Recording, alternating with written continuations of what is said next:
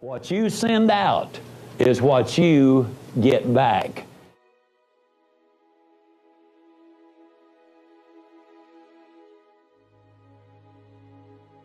Now, I'm going to put a lot of emphasis in this session along the lines of the fact that you can have everything in life you want if you will just help enough other people get what they want. And what we're going to do, ladies and gentlemen, is we're going to work with a formula. We're going to give you some steps and procedures which absolutely will make a permanent difference in your life.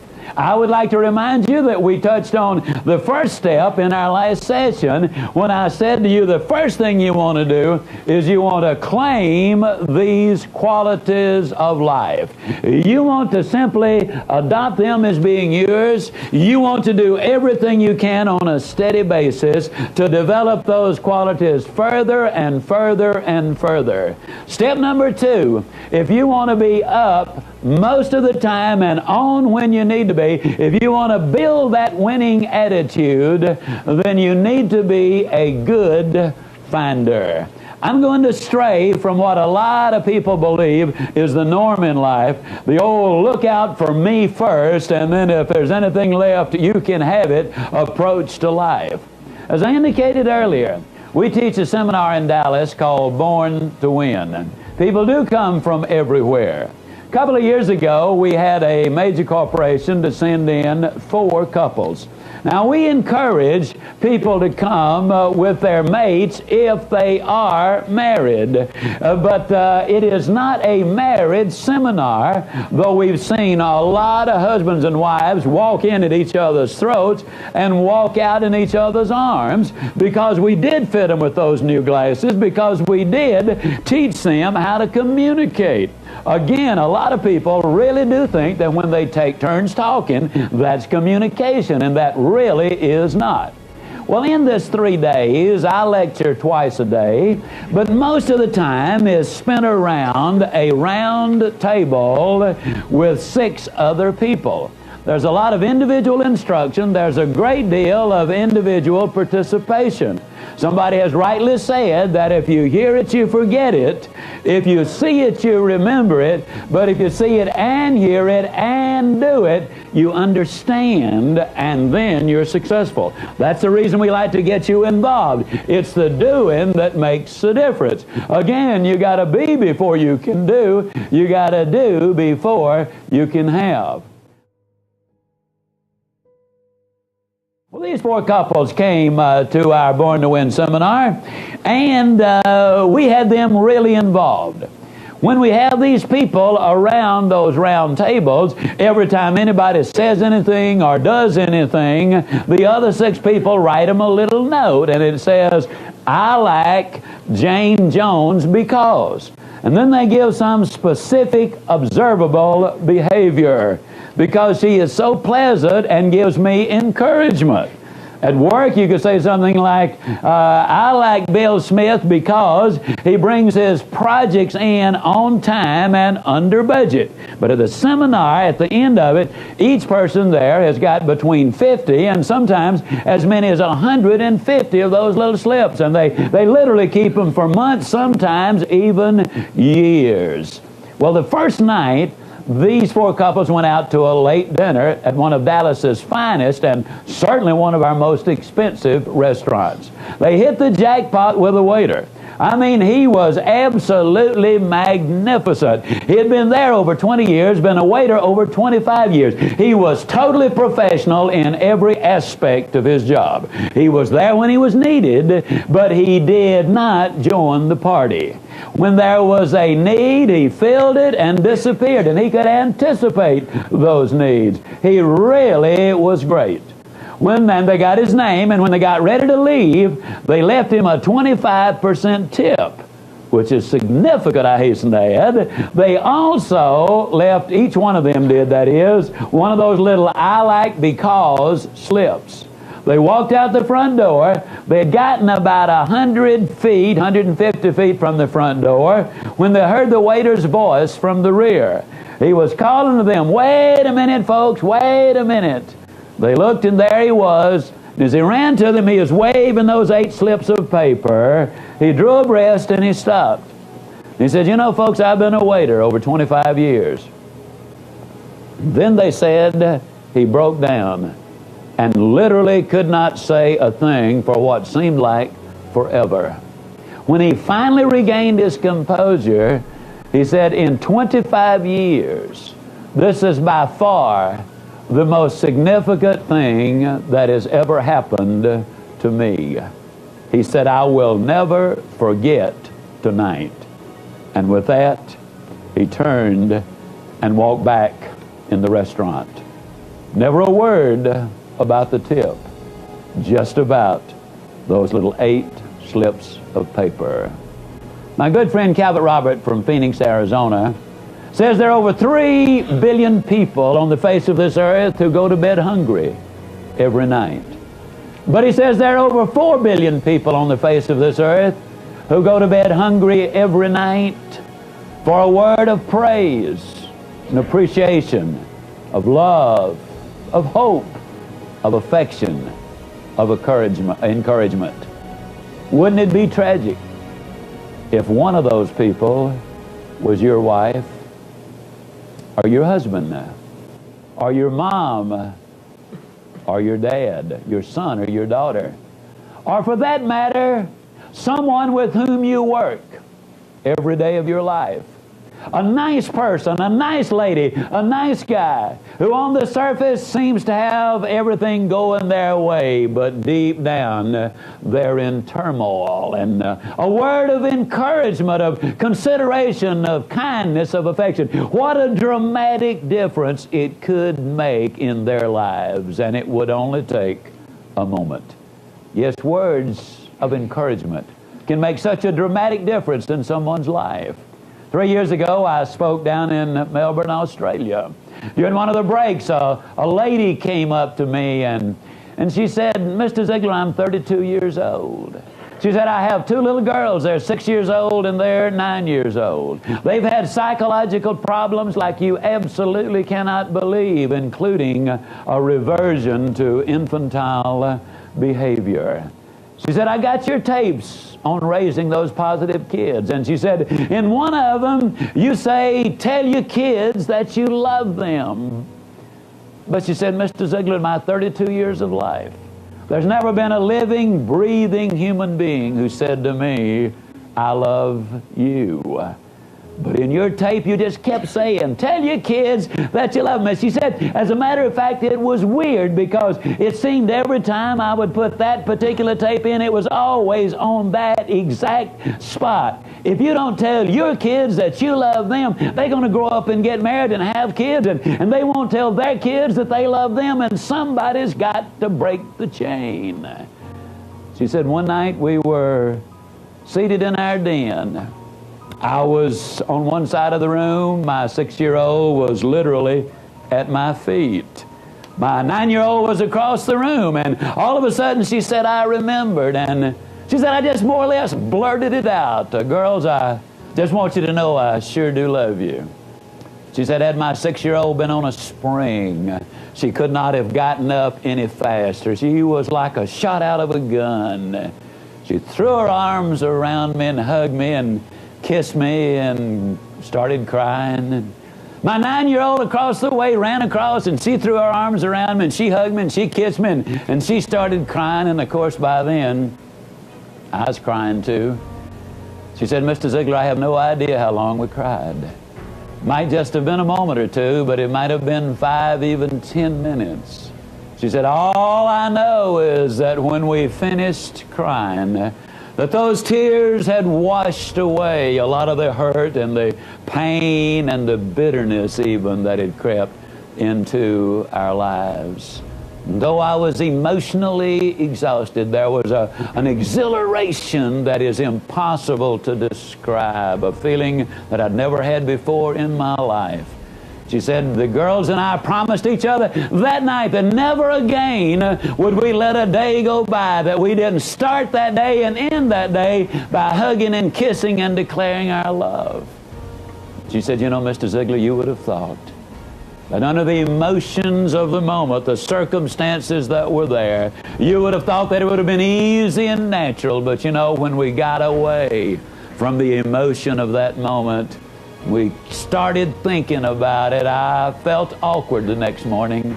She said, I'm just so grateful that I was mature enough to understand that if you always wait until you feel like doing things, you will never really get them done. And so she said, though it was awkward at first, because you cannot make an overdraft on the bank of love all of your life and then bring that account up to date in one deposit. I don't care how big the deposit is, but the next morning, awkwardly, I grabbed my little girls again. I hugged them and kissed them, told them how much I loved them, and they told me the same thing. Took us a couple of weeks before it even approached being natural. At the end of the month, though, we were adding an occasional hug and kiss extra, and Mr. Ziegler, within 60 days, we just used any excuse for the hugging and kissing. And Mr. Ziegler, within 90 days, 98%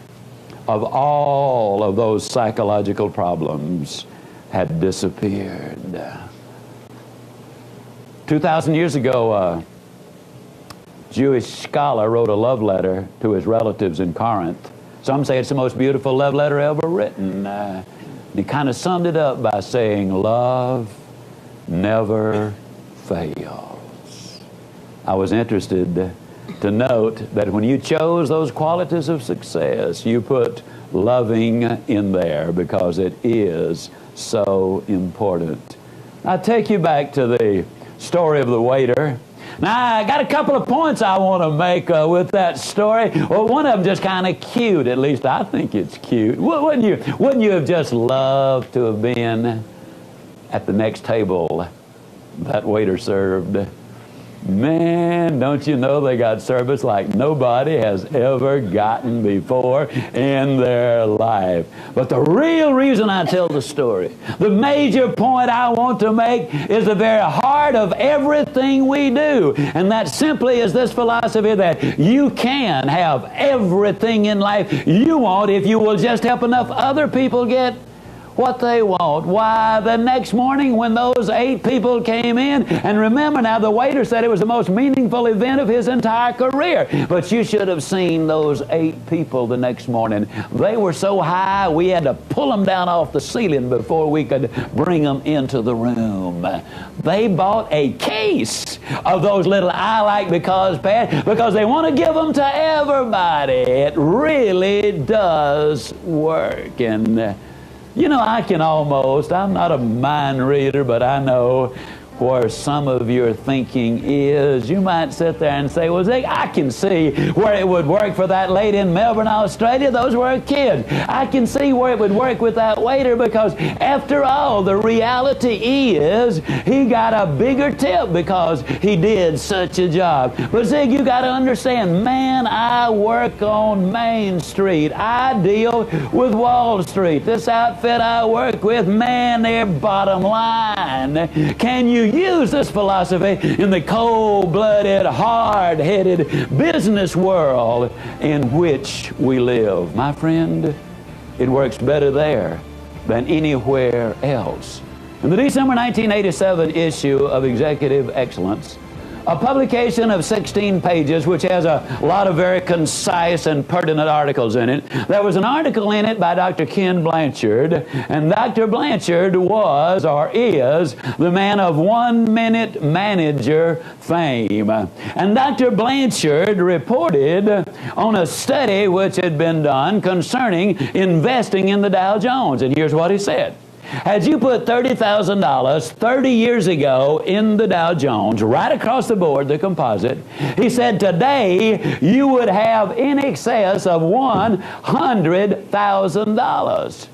But he said, had you taken the same $30,000 and invested it in the 21 companies which have ethics as the base from which they operate, these qualities right here, ethics, the base from which they operate, plus they have an announced public policy, that the reason they're in business is to serve the public. You can have everything in life you want if you'll just help enough other people get what they want. Today you'd have over $1 million. Same article. Same article. He reports on a study done by Arizona State University of the companies which have paid dividends for the last 100 years. Now, folks, that's financial stability, if there's ever been financial stability. And these companies have ethics as the base from which they operate, and an announced public policy that the reason they're in business is to serve the public. It's absolutely true.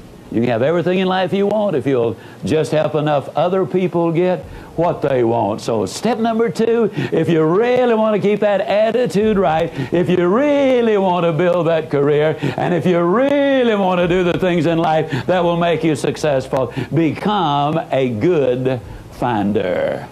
Now, incidentally, folks, you know, again, I'm not a mind reader, but I know sometimes when people sit there in seminary, you get to thinking, well, I don't know if I want to do all that.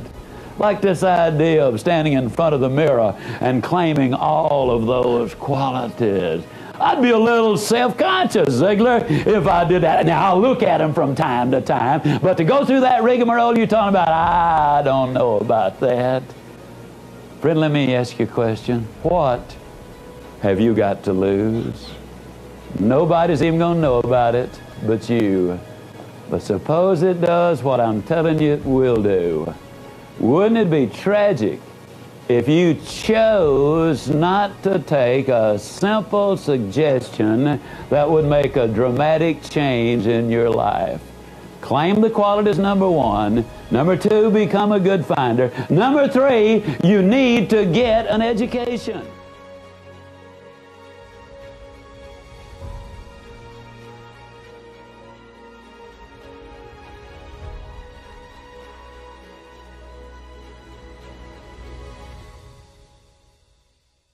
One of the things that I do in our company when we bring someone new aboard, at the moment we have about 80 people, and when we bring someone aboard, I like to spend a little time talking with them to let them know what they can expect from us and kind of to find out what we can expect from them, kind of to get to know that individual. Recently we had a beautiful lady to join us after she had been on vacation for 23 years. Now, those of you who are mothers will say, Ziegler, that wasn't a vacation.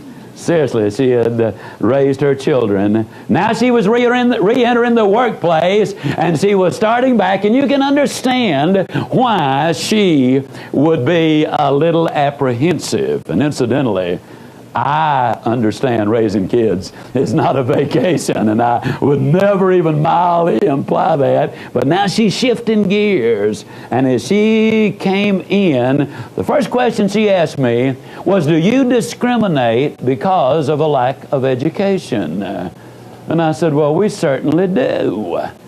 She looked a little stunned and obviously disappointed.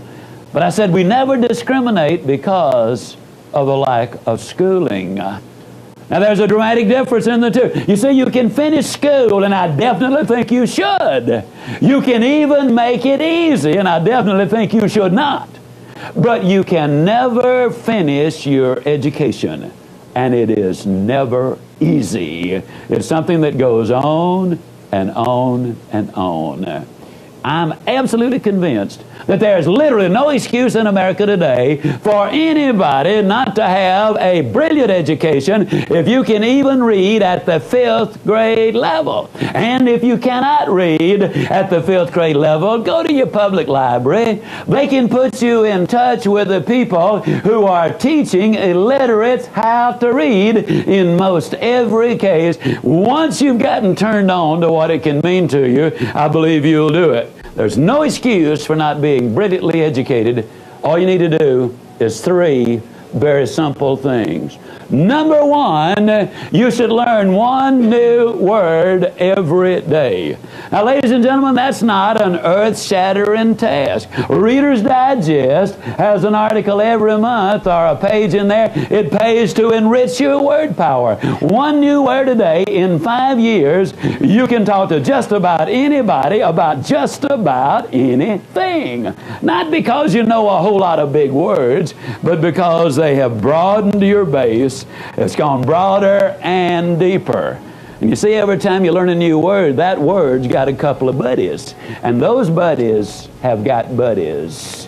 You learn one new word a day, and in 5 years, I'll absolutely guarantee you it will make a difference. One study involving 1,361 executives revealed, and these are top-level executives, revealed that they had outstanding vocabularies. Vince Roberts lives in Ottawa, Canada. Now, Vince was 37 years old. He had a 5th grade education. He was a cab driver. And he literally spent hours every week at the airport waiting on a fare. He spent hours every week at the hotels waiting on a fare. And then one day, something happened in Vince Roberts' life. I do not know what it was, but something happened. He became inspired. He realized that he did not have to stay like he was or where he was, so he bought himself a book. The book he bought was a dictionary, a 20-pound dictionary. And starting on page 1, word for word for word, he went all the way through that 20-pound dictionary twice. He ended up owning the cab company. He ended up investing in the stock market, becoming a very wealthy man. Today, he travels telling people how you did it. How he did it. Now, my friend, there is no excuse on earth. There's no reason why you cannot learn at least one new word every day, and it absolutely will make a difference. Step number 2, in order to get that education, you need to read at least 20 minutes every day. Now, I spend about 2 hours a day or more. But you got to understand, this is my business. This is my life. This is my profession. I got to do it. Fortunately, I just absolutely love to do it.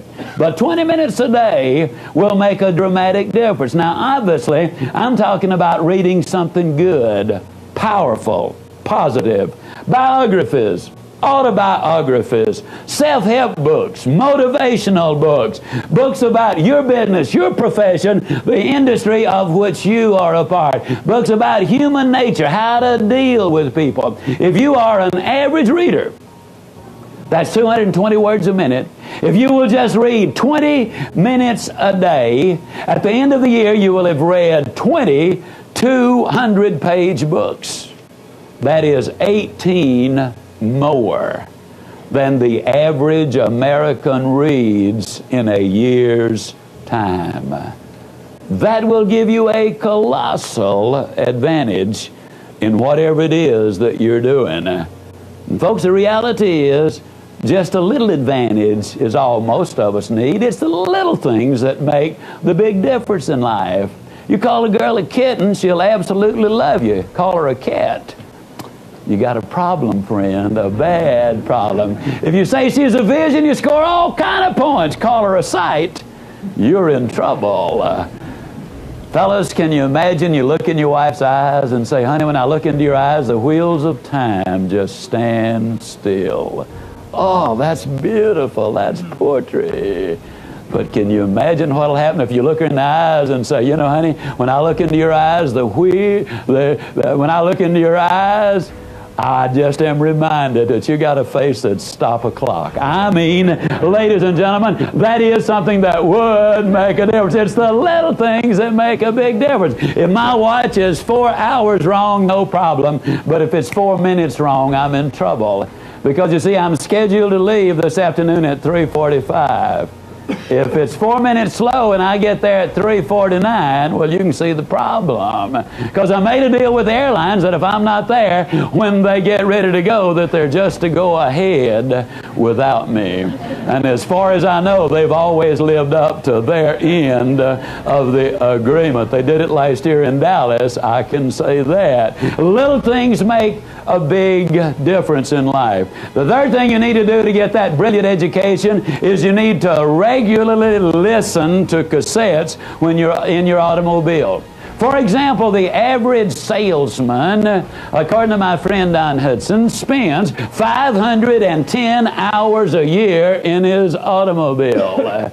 While you're in that car, and the average person, incidentally, I was a visiting scholar at the University of Southern California for 2 years, and they did a study which revealed that if you live in a metropolitan area and drive 12,000 miles a year, that in 3 years' time, you can acquire the equivalent of 2 years of college education while you're in your automobile. You can literally learn everything from Chinese art and a foreign language to the Bible to financial planning to goal setting to how to close a sale to how to communicate more effectively. There are hundreds of things that you can learn in your automobile. It ought to be the greatest educational institution literally in the world. You spend $10,000, $15,000, $20,000, $30,000, even $40,000 in a car. And yet the typical American, let me tell you what they do. They stomp their foot and gripe and groan and complain. Every time the traffic gets a little heavy, they see a jam up front, and they say, daggone it all, when are they going to do something about this? When they see a traffic jam, saying, oh boy, I bet it's going to take me 30 minutes to get through that sucker, and in 30 minutes I can learn 3 new words, I can learn 2 new closes, I can learn about financial planning. That's what I'm talking about. Using the time that you have. You got to go anyhow. Why not get an education while you're on the way? And that won't take 1 minute of your time. Incidentally, folks, when you talk about time, let me remind you that 72% of the time when we're watching television, we're watching something we have no interest in. We rush home to see a particular show, The Cosby Show. Wonderful show. I've already seen it twice. It is a good show. But a lot of times people will mash a button and change a channel and watch on the other one, and 4 hours later they say, boy, I can't believe I spent the whole night here doing nothing. I'm talking about utilizing your time. So step number 3 is get an education. Step number 4, if you really want to go to the top, you want to maintain that attitude, you need to learn how to say hello. You need to know how to greet people properly, whether it's in person or whether it's on the phone. Now, I do something, and have been doing it a long time. Regardless of what time of day it is, when I greet people, I always say, good morning. And whether it's 9 o'clock in the morning or 9 o'clock at night, they always respond, in 85% of the cases that is, they'll say, good morning. Now, a lot of times, after they said it, they'll say, it's not morning. Then I'll say, why did you say good morning then? They said, I said it because you said it. I said, that's right. That brings out something very important, ladies and gentlemen, and that's this. When you go out in life to find friends, they're very scarce. When you go out to be a friend, they're everywhere.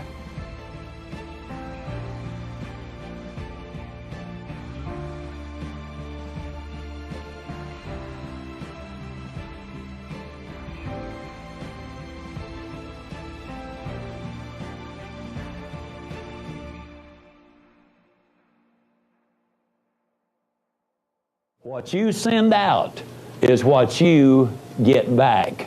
If you complain because people in a certain area or building were not very friendly, can you honestly say that you initiated in the friendliness yourself? Send it out and you will get it back. Greet people enthusiastically, whether it's in person or on the telephone. Now, I challenge you to do this. When this seminar is over, go get your yellow pages out, look up 10 numbers. Swap with one of your buddies who's got 10 numbers and dial those 10 numbers, and I'll guarantee you no more than 3 out of the 10 can you identify what the name of that business is. You really cannot. They snatch the phone off the hook as if it were an intrusion. What do you mean dial this number? I wouldn't bother you. Good morning, little company. And you have no more idea than a goat who you have called. I challenge you. Call us in Dallas, 214-233-9191. got a watch number, but it'll do you more good, spend your own dollar.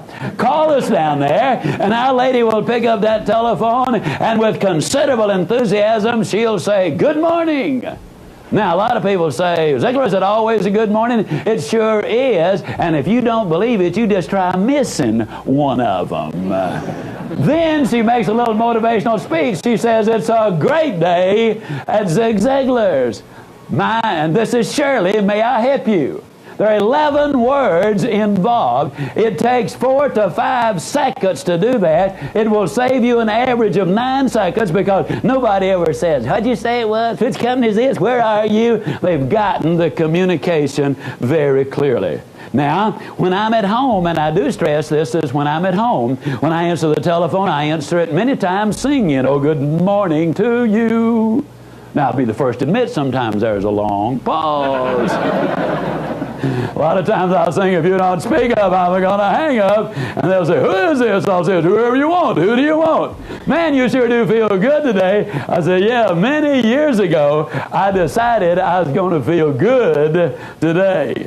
Good friend of mine, before his tragic death, Dr. John Kozak, a brilliant young psychiatrist, told me that over 90% of the way we feel is determined by the decision we make as to how we want to feel and how we expect to feel. There are 51 diseases which are psychosomatic in origin. Answer it with enthusiasm. A lot of times I'll pick up the phone, I'll just say, "Howdy, howdy, howdy." Now, my favorite way of answering the phone at home, "Good morning, this is Gene Ziegler's happy husband." I do it for 2 reasons. Number 1, it's the truth. And number 2, fellas, you just can't believe how many points I score with that redhead when I answer that telephone that way. And I love to score points with a redhead. Now, when one of my grandchildren are around, I have 2 that are the right age for this. One of them is named Sunshine for obvious reasons. The other one is named Keeper.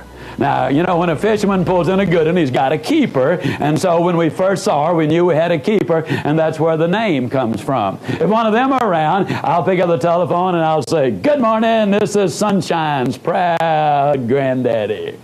Those little eyes just light up and think of what that does to her self-image.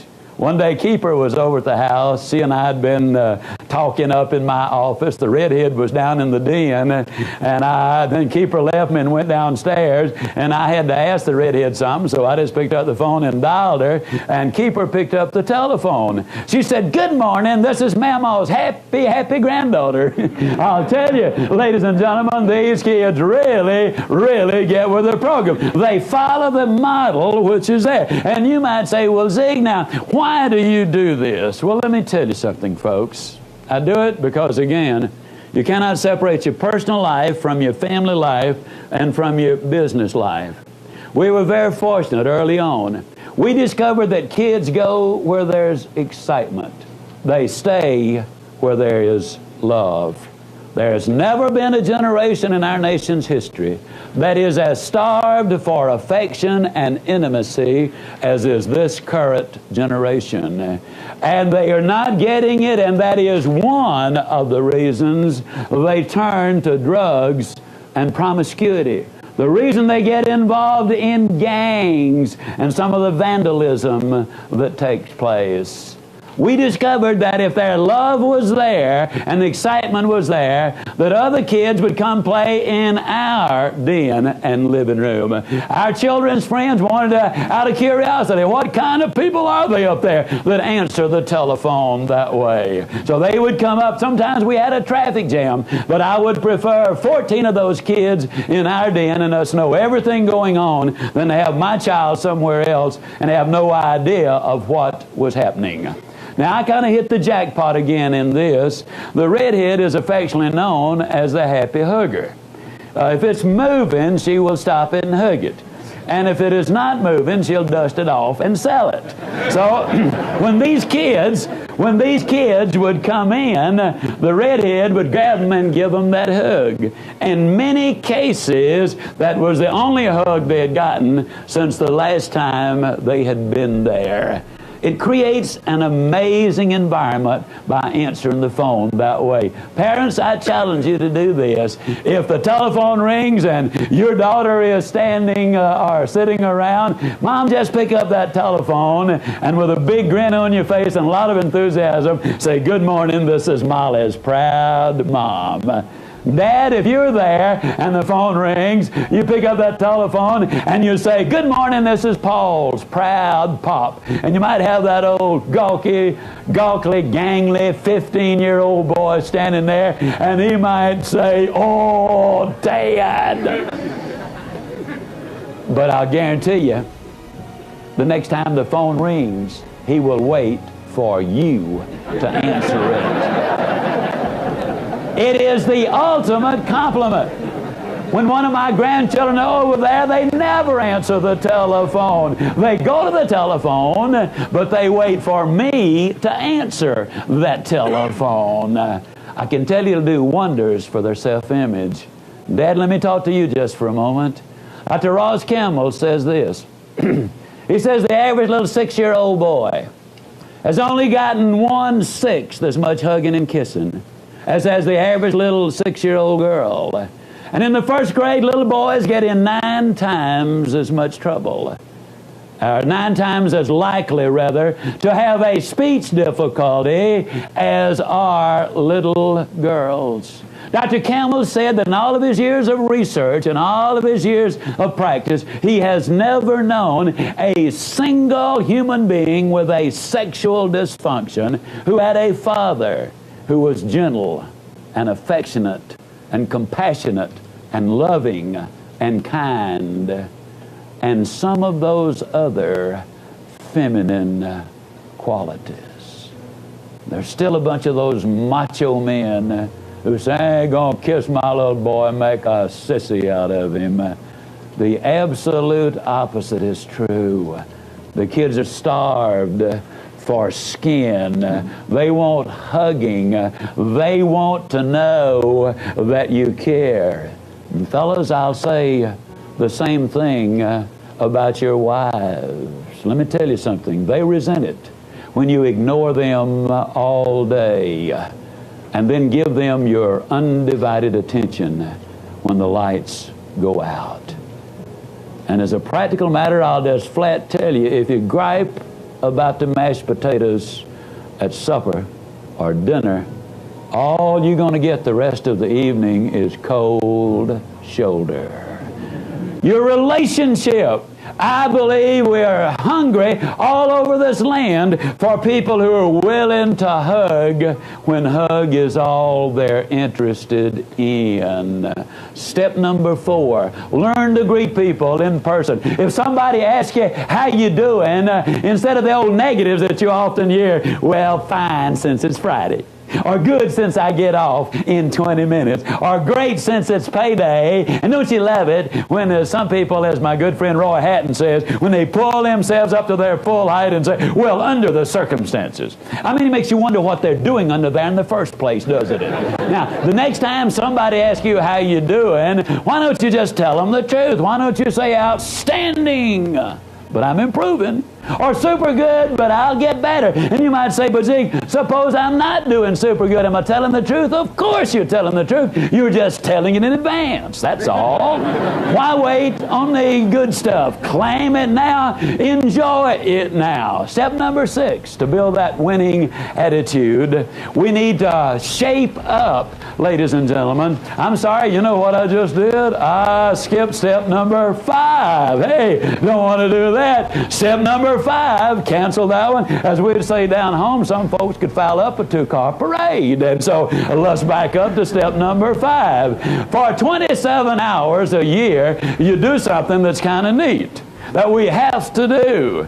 You know, negative Americans amaze me, and yet so many of them are so negative, they call those electrical appliances on the street corners red lights or stoplights or traffic lights. But they really are put there to make traffic go.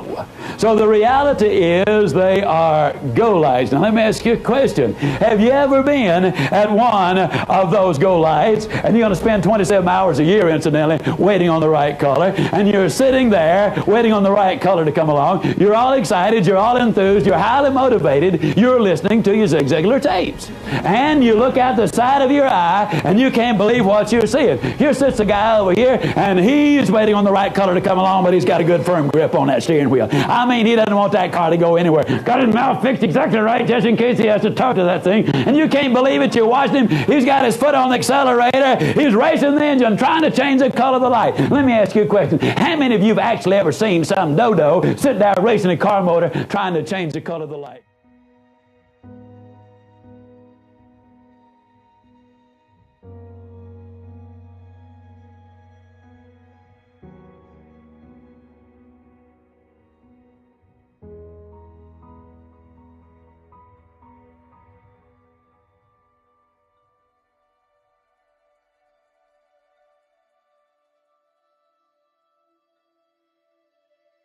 Folks, I hate to be negative. Matter of fact, I won't be negative. I'll be like a little boy came home from school one day and said, Dad, I'm afraid I flunked that arithmetic test. His dad said, son, that's negative. Be positive. He said, Dad, I'm positive I flunked that arithmetic test. I'm absolutely positive that by racing that car motor, you're not going to change the color of that light. Now, every once in a while, and I know we got some very prominent, enormously successful people watching this, and some of them are very sophisticated, and I know some of them say, well, I certainly would not say super good, but I'll get better, or outstanding, but I'm improved. I just wouldn't say things like that. That's a little amateurish. That's even a little juvenile. Well, friend, if you think it's juvenile to say super good, but I'll get better, just what do you think it is to sit there and race that car motor trying to change the color of the light? Now, that's just not going to work. Good friend of mine, Bernie Loftic in Winnipeg, Canada, is really more a brother. Bernie is the most positive human being I've ever seen. He's so positive he's never had a cold. Once in a great while he has a warm. He's so positive he won't even talk about the weekend. He says that's negative. He calls it the strong end. And you might say, now come on, Ziegler, you got to be kidding me. Super good, strong ends, go lights, all of that kind of stuff. Is that necessary? No, you can be mediocre without it. Mediocre? Who does that dude think he's talking to? I'm the president of my own company. Mediocre? I'm worth over $10 million. Mediocre? Why, I have led the nation in sales every year for the last 3 years. Mediocre? I've got 2 PhDs. Well, bully for you. I still say mediocre, because success is not measured by what you've done compared to what somebody else has done. You might have 10 times the ability they have. Success, real success, is measured by what you've done with the ability you have compared to what you could have done with the ability you have. This procedure is not designed to help you beat anybody. This is designed to make you number one. You see, everybody can't be the biggest and the fastest and the strongest and the smartest, but everybody can be number one. And you are number one when you get up every morning and look yourself in the mirror and say, today I'm going to give it my best shot. You're number one when at the end of that day, you can get back in front of that mirror and say, today I gave it my best shot. You're number one with the one who is the most important as far as your success is concerned. So step number 5, if somebody asks you, ladies and gentlemen, directions, instead of saying you go down to the red light, tell them the truth. You say you go down to the go light. And the minute you say go light, you'll grin just like you walk through a swinging door on somebody else's push. I mean, you'll get excited about it because it will remind you of today. It'll bring you right back in your own mind right here, and your whole pattern of thinking will be lifted. Step number 6, shape up physically.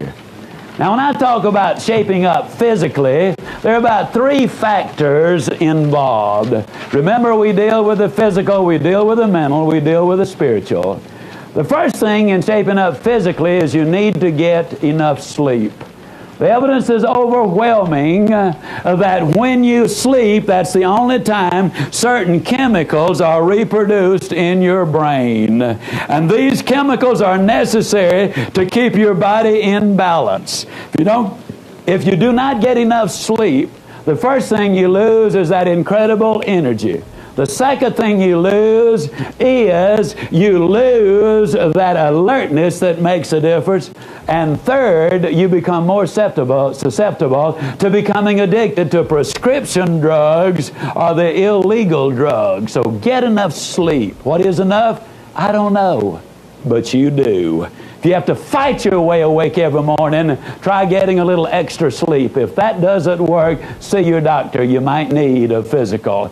Then you need to get on a proper diet and exercise program. There are many good books today that you really need to look into if you're really going to take care of your health. A lot of times, as I've said earlier, I am a jogger. Many times people ask me, when do you have time to jog? But the reality is when you exercise, whether it's a fast walk or bouncing up on down and down on rebounds or riding stationary bicycles or bicycles in the street or swimming, whatever you do, you activate that pituitary gland. It floods the system with endorphins. Your energy level goes up. Your creativity goes up. I run 5 days a week, and I find my energy level is always higher for the next 2 to 5 hours. I don't spend time exercising. I invest time and get a tremendous return.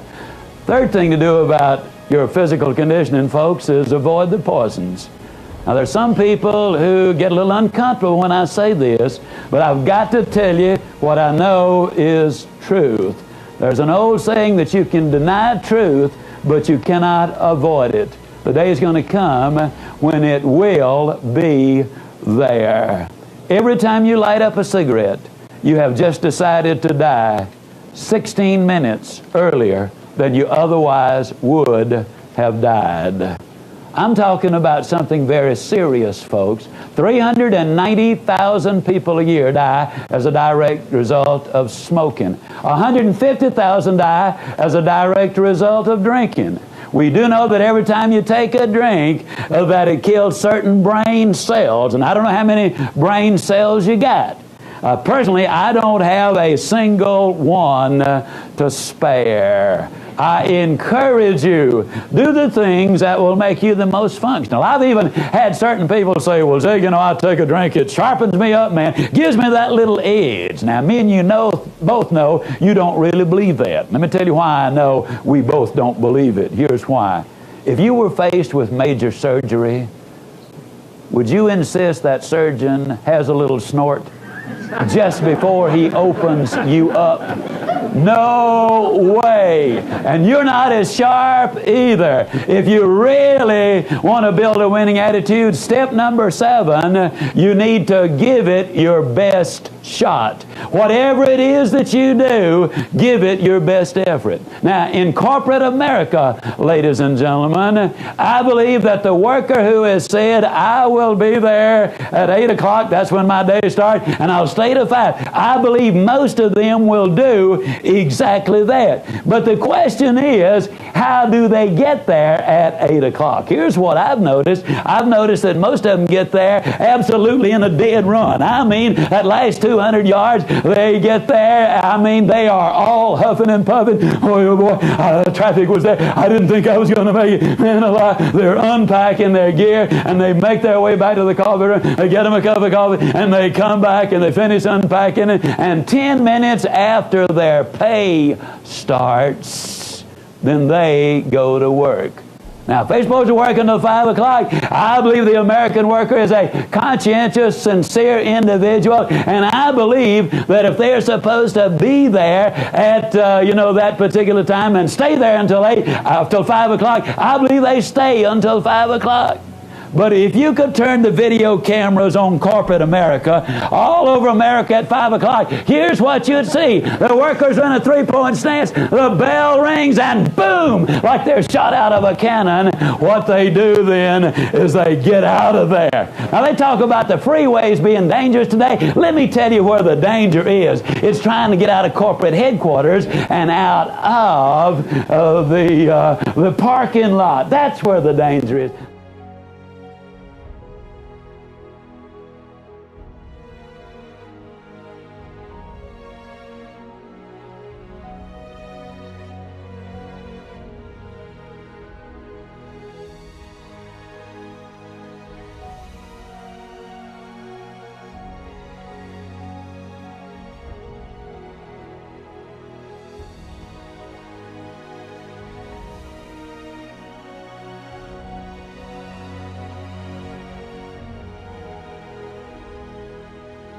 Let me tell you something. You want to get ahead in what you're doing? My friend, let me encourage you. Get there 10 minutes early. Be ready to go at 8 o'clock. That's so important. Stay there until 5 o'clock, and then you pack up at 5 o'clock, and then you leave. Dr. Joyce Brother says, you cannot consistently perform in a manner which is inconsistent with the way that you see yourself. This will do so many wonderful things for your image because you know you are doing what you're being paid to do. You're accepting responsibility. You're disciplining yourself to do the job properly. And I'll tell you something else. The boss is looking. And those first 10 minutes and those last 10 minutes definitely will make an impression. Give it your best shot. When I was a boy down in Yazoo City, Mississippi, now I was born in L.A., that's Lower Alabama. But when I was in Yazoo City, Mississippi, I worked in a grocery store. In those Depression years, we used to borrow merchandise from other stores. Charlie Scott was the runner from across the street. And Charlie used to come running in our store to borrow food from us. Like if his store ran out of tomatoes, he'd come running over there to say, Mr. Anderson, who owned our store, I need to borrow a half-dozen cans of tomatoes. And Mr. Anderson would say, okay, Charlie, you know where they are, go get them. And old Charlie would go off in a mad dash. He'd grab up the half-dozen cans of tomatoes. He'd bring them back. He'd plop them down on that counter, you know. He'd scribble his name on the receipt, and he would take off like a scalded duck. And one day I said, Mr. Anderson, how come Charlie Scott always runs? Mr. Anderson kind of smiled, and he said, well, he always runs because Charlie Scott is working for a raise, and he's going to get it too. I said, Mr. Anderson, how you know Charlie Scott going to get a raise? He said, I know Charlie Scott's going to get a raise because if the man he's working for doesn't give it to him, I am. It's an absolute fact of life that when you do more than you're paid to do, you will eventually be paid more for what you do. I was speaking at Clarksville. I was speaking in Clarksville, Mississippi, at the University of Mississippi State. When I finished that seminar, a tall, red-headed gentleman came up to me, and he said, Mr. Ziegler, he said, when have you last seen Charlie Scott? I said, well, I left for the Navy back in 1944. Charlie is 2 years older than I am. He left 2 years before then. I haven't seen him since. He said, you probably wouldn't even know him, would you? And I said, no, I really wouldn't. He said, I didn't think so. He said, I'm Charlie Scott. His friends told me that Charlie Scott had taken the lessons of childhood until they became the instincts of his adult life. At age 50, he retired a very wealthy man. I simply am saying this to say to you, ladies and gentlemen, that it makes no difference where you start. That if you will take these principles that we've been talking about throughout this entire seminar, that they in fact will enable you, by utilizing the principles, by developing the qualities which we have identified, by applying yourself, by giving it your absolute best shot, that you can start from where you are and get the things you want in life. I will remind you yet one more time that failure is an event. It is not a person. I will remind you that regardless of what's happened in the past, the future can absolutely be magnificent. I also will encourage you to spend some of the time of your life with the ones that you love. Our research states beyond any reasonable doubt that if we have balance in our life, we're going to be able to accomplish more of our objectives than if we only have that one financial objective. And again, I'm not putting money down, but there are a lot of other things that go along with it.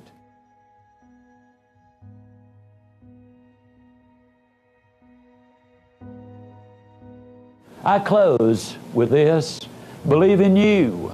You were created by God in His own image. He loves you. He wants the best for you. Believe in your fellow human beings. Believe in what you're doing. Give it your best shot. Believe in the good old USA. I've been almost all over the world, folks. There's not another land like it. How lucky we are to be here. Take advantage of its opportunities. And finally, had I been on trial for my life, and had you been my judge and my jury, and had you commissioned me to tell you the things that you needed to do to get the most out of your life, with my very life at stake, I would have said to you exactly what I have said. So take these steps, follow these procedures, because if you do, I'll see you, and yes, I really do mean you, at the top.